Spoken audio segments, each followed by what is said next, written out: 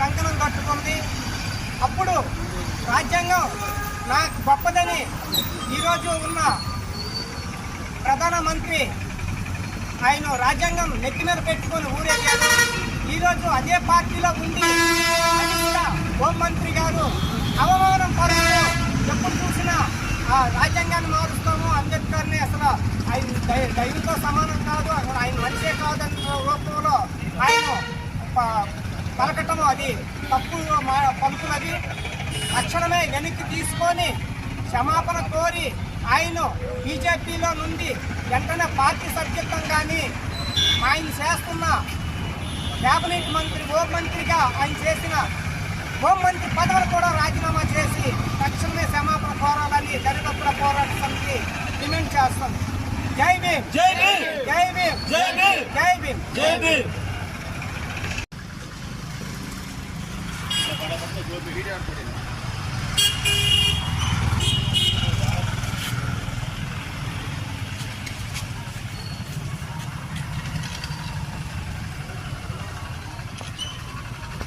అమిత్షాని వెంటనే పార్టీ నుంచి సస్పెండ్ చేయాలి.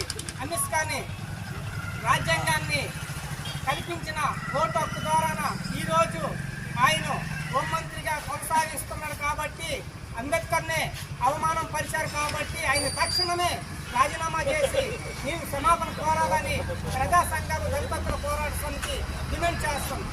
Amit Shah down down, Amit Shah down down, Amit Shah down down, Amit Shah down down, Amit Shah down down. హోంమంత్రి అమిత్షా హోంమంత్రి రాజీనామా చేయాలి, అమిత్షా హోంమంత్రి రాజీనామా చేయాలి. జై భీమ్, జై భీమ్, జై భీమ్, జై భీమ్, జై భీమ్, జై భీమ్. ఉందా అక్కడ ఇచ్చినట్లు చూపిస్తూ